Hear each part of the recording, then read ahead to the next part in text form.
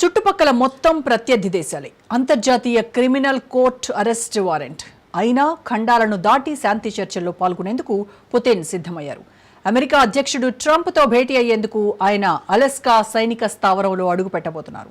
ఇరు దేశాల సంబంధాల్లో ఇదొక కీలక ఘట్టం. అయితే ఆ మీటింగ్ ఇండియాలో టెన్షన్ పుట్టిస్తోంది. అసలు అలస్కాపై నరేంద్రుడు ఎందుకు నజరు పెట్టారు? మాస్కో కీవ్ యుద్ధం ముగుస్తుందా? ఇంతకీ జెలెన్స్కీ లేకుండానే ట్రంప్ పుతిన్ భేటీ ఎందుకు? అగ్రరాజ్యం అమెరికా వ్యూహం ఏంటి? రష్యా ఉక్రెయిన్ యుద్ధం ముగింపు దిశగా ప్రయత్నాలు. ఆగస్టు 15న డొనాల్డ్ ట్రంప్ పుతిన్ సమావేశం. చారిత్రక సమావేశానికి వేదిక కానున్న అలాస్కా. అలాస్కా పరిణామాలను నిశ్చితంగా పరిశీలిస్తున్న భారత్. రష్యా ఉక్రెయిన్ యుద్ధం ముగింపు దిశగా తీవ్ర ప్రయత్నాలు చేస్తున్న అమెరికా అధ్యక్షుడు ట్రంప్ రష్యా అధ్యక్షుడు పుతిన్తో భేటీ కానున్నారు. ఈ చారిత్రక సమావేశానికి అమెరికా రాష్ట్రం అలాస్కా వేదిక కానుంది. ఇది కేవలం భద్రతా కారణాల వల్లే కాకుండా యాంకరేజీ స్థానం భౌగోళికంగా కూడా అనుకూలంగా ఉండడమే ఇందుకు కారణంగా భావిస్తున్నారు. ఆగస్టు 15న అమెరికా అధ్యక్షుడు డొనాల్డ్ ట్రంప్, రష్యా అధ్యక్షుడు వ్లాదిమిర్ పుతిన్ సమావేశం కానున్నారు. ఈ భేటీపై ప్రపంచవ్యాప్తంగా ఆసక్తి నెలకొంది. ఉక్రెయిన్ రష్యా యుద్ధం ముగించేందుకు ట్రంప్ రెండోసారి అధికారంలోకి వచ్చిన నాటి నుంచి శ్రమిస్తున్నప్పటికీ ఇప్పటి వరకు చర్చలు ఫలించలేదు. ఇప్పుడు స్వయంగా ట్రంప్ రంగంలోకి దిగుతూ శాంతి ఒప్పందం సాధ్యమవుతుందా లేదా అన్నది సస్పెన్స్ గా మారింది. తాజాగా ఈ అంశంపై వైట్ హౌస్ లో స్పందించిన ట్రంప్ పుతిన్తో శాంతి ఒప్పందం సాధ్యమవుతుందా కాదా అన్నది సమావేశం మొదటి 2 నిమిషాల్లోనే తనకు తెలుస్తుందని అన్నారు. రష్యా ఉక్రెయిన్ శాంతి ఒప్పందం కోసం ఆగస్టు 15న పుతిన్తో భేటీ అవుతున్నారని, ఈ ప్రక్రియ త్వరగా ముగుస్తుందని, ఒప్పందం కుదురుతుందన్న నమ్మకం ఉందని తెలిపారు. ఉక్రెయిన్తో యుద్ధాన్ని ముగించాలని పుతిన్కు చెబుతానని, నిర్మాణాత్మక సంభాషణలు జరపాలని అనుకుంటున్నారని అన్నారు. పుతిన్ అమెరికాకు రావడం ఎంతో గౌరవంగా భావిస్తున్నారని కూడా ట్రంప్ తెలిపారు. అలాగే తదుపరి సమావేశం తాను, పుతిన్, ఉక్రెయిన్ అధ్యక్షుడు జెలెన్స్కీ మధ్య త్రైపాక్షికంగా జరిగే అవకాశం ఉందని ట్రంప్ వెల్లడించారు. ఉక్రెయిన్ యుద్ధం తర్వాత తొలిసారిగా అంతర్జాతీయంగా వివాదాస్పదమైన పరిస్థితుల్లో రష్యా అధ్యక్షుడు పుతిన్ అమెరికా వెళ్లేందుకు సిద్ధమయ్యారు. ఆయన 2022లో ఉక్రెయిన్పై రష్యా దాడి ప్రారంభమైనప్పటి నుంచి పాశ్చాత్య దేశాల విమర్శల్ని, ఆంక్షల్ని ఎదుర్కొంటున్నారు. అంతర్జాతీయ క్రిమినల్ కోర్టు అరెస్టు వారెంట్ ఉన్న పుతిన్ ఇప్పుడు శాంతి చర్చల నిమిత్తం ఖండాలను దాటి అమెరికాలో అడుగుపెట్టేందుకు ముందుకొచ్చినట్టు తెలుస్తోంది. ఈ భేటీ ద్వైపాక్షిక సంబంధాల్లో కీలక మలుపు తిప్పే అవకాశం ఉంది. ఉక్రెయిన్ యుద్ధం మొదలైన తర్వాత రష్యా తాలూకు విమానాలను నాటో దేశాలు తమ గగనతలాల ద్వారా ప్రయాణించనివ్వలేదు.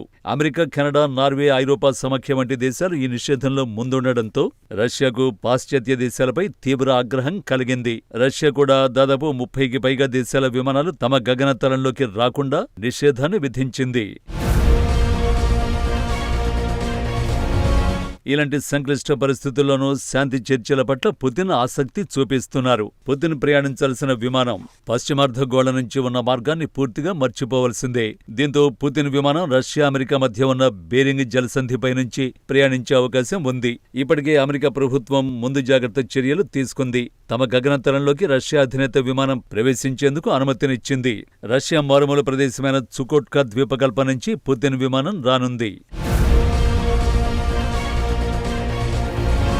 యాంకరేజ్లోని ఎల్మెండోర్ఫ్ రిచర్డ్సన్ సైనిక స్థావరంలో దాదాపు 32,000 మంది సిబ్బంది ఉన్నారు. ఈ స్థావరాన్ని సందర్శించి తొలి రష్యా అధ్యక్షుడిగా పుతిన్ చరిత్ర సృష్టించనున్నారు. అయితే ఈ సమావేశం వేదికపై విమర్శలు కూడా వినిపిస్తున్నాయి. ఉక్రెయిన్ యుద్ధానికి అలాస్కాలోనే ముగింపు పలకాలన్న ట్రంప్ భావనపై కొంతమంది విశ్లేషకులు వ్యతిరేక అభిప్రాయాన్ని వ్యక్తం చేస్తున్నారు. ముఖ్యంగా రష్యా అధ్యక్షుడు పుతిన్ అలాస్కాను అమెరికాకు అప్పగించిన చారిత్రక అంశాన్ని ప్రస్తావించే అవకాశం ఉందని చెబుతున్నారు. భూభాగాలు మారడంలో తప్పేమీ లేదని, అలాస్కాను మేము అప్పగించగలిగితే ఉక్రెయిన్ భూభాగం కూడా మాకు వదిలేయచ్చు కదా అన్న వాదనతో పుతిన్ ముందుకు వచ్చే అవకాశం ఉందని బ్రిటన్ మాజీ రాయబారి నైజెల్ గాల్డ్ డేవిస్ అన్నారు.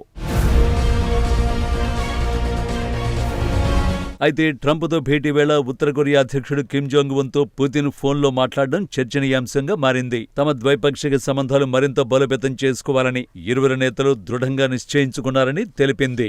ఈ సందర్భంగా ఉక్రెయిన్తో యుద్ధానికి సైనికులను పంపినందుకు కిమ్కు పుతిన్ ధన్యవాదాలు తెలిపారు. కుర్స్క్ ప్రాంతాన్ని స్వాధీనం చేసుకోవడంలో ఉత్తర కొరియా సైనికుల సహకారం చాలా ఉందని పుతిన్ చెప్పారు. అదేవిధంగా ట్రంప్తో భేటీకి సంబంధించిన వివరాలను తమ అధ్యక్షుడు కిమ్తో పంచుకున్నట్లు సమాచారం.